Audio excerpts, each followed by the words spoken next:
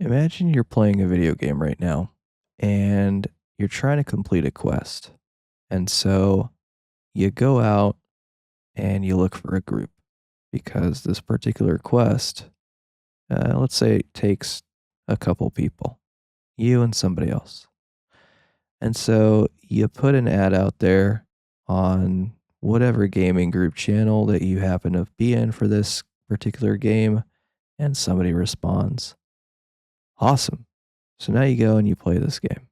Let's for a moment pretend that this particular game doesn't interact the same way most games do. I'll explain. Most games, you sit there and you play it and you give some inputs, whether you're on a mouse and keyboard, a controller, a VR headset, doesn't matter. Something is allowing you to put your input from your brain to some machine that then translates that into motion for your character or avatar in the game, right? So you're sitting there playing, and whatever you want to do gets done by the character, assuming you make the correct input, the right input, right? Now, you as the player have access to a whole slew of information and data that the avatar or the character, if it was sentient, would not have, right? For example, if you have a quest that comes up, right? We're going back to this quest. You know that it requires two people. You know the location. And then you also know kind of the gist of what you're supposed to do within that location to complete the quest. Now, your character hasn't probably learned this information yet. Maybe your character needs to go visit a merchant in a town and discover that information. Well, that's similar to life, isn't it? You and me and everybody, we're here to do something. But a lot of the time, we don't know what we're supposed to do or how to accomplish what we're supposed to do. We're kind of just going in blind. But then it seems like there's things that happen, and almost by coincidence, we have a person drop in from nowhere to help us get through a thing in our life. At the end of the day, really, they're just quests, like in a game. So I started looking at life as if it were a game and thinking from this outside perspective, looking down at the game while being in the game makes things easier to digest. As an example, I was thinking about how you can properly let somebody go.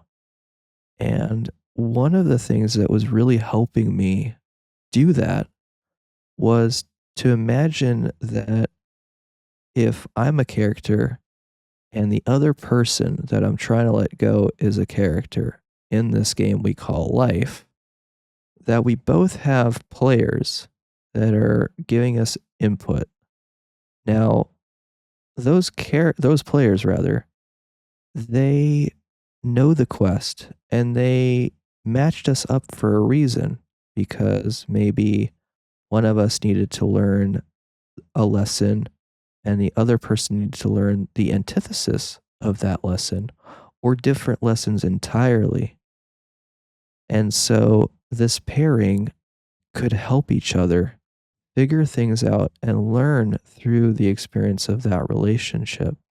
And what that did for me was it allowed me to not have any animosity towards this person that I had been feeling initially before coming to this kind of mindset.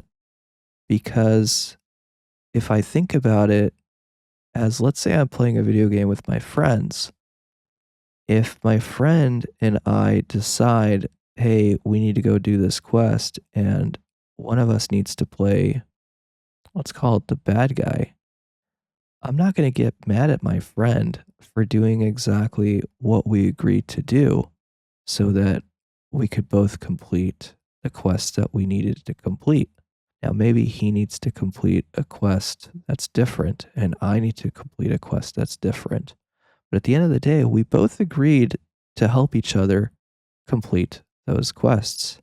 Now, whatever his character does or doesn't do to my character doesn't matter because at the end of the day, it's all to accomplish and fulfill that quest or that thing that I needed to do within the game. A silly example would be something like imagine one of the quests is you have to get shot by a random player. And so maybe I meet up with a random player and I tell them, hey, shoot me so that I can complete that quest. Now, obviously, I'm not saying take that into life. That would be pretty horrific. But what I am saying is that everything happens for a reason, seemingly. Certain situations seem to come up in order to teach us something, and then we take those lessons and we fly with them.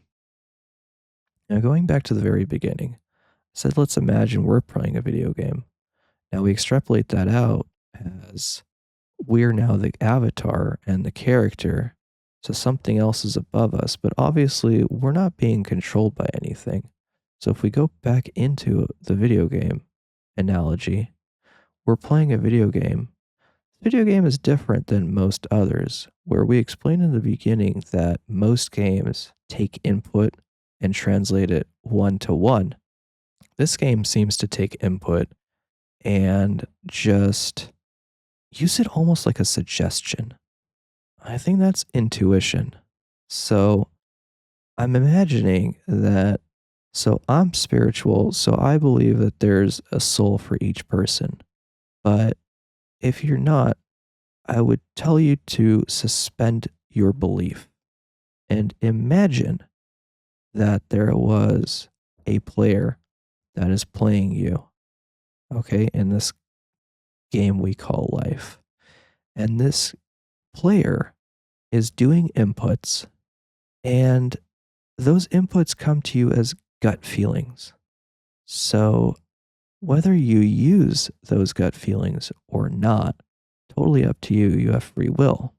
And I think that that's what's happening in life. We go through life as characters in this game, and we have our souls as not necessarily players, but more so guides. And these guides give us these inputs, and then we make the decision of whether we want to use that input or not. Again, back to if we were playing a game right now where you do an input of, I want to go left, and your character can decide whether it chooses to do that or not. Maybe in this game, because we don't have sentient AI yet, it's RNG. So just a random roll. If it's, 20%, it will accept. And then as you develop your character, it'll start upgrading that percentage from, let's say, that base 20 to then 30 to 40 to 50, etc. Right? The more you play, the more you harness that skill of your character's intuition, for lack of a better word. I couldn't think of another word to use here, so we'll just use intuition, the direct word that I'm trying to make the analogy for, that this character will just be able to upgrade that skill as time goes on. And doing certain things throughout your character's lifespan will either increase that percentage faster or take it away, depending if it's something that is detrimental to your character's confidence level. So again, let's extrapolate all of that out to life, and I think it's a almost a one to one.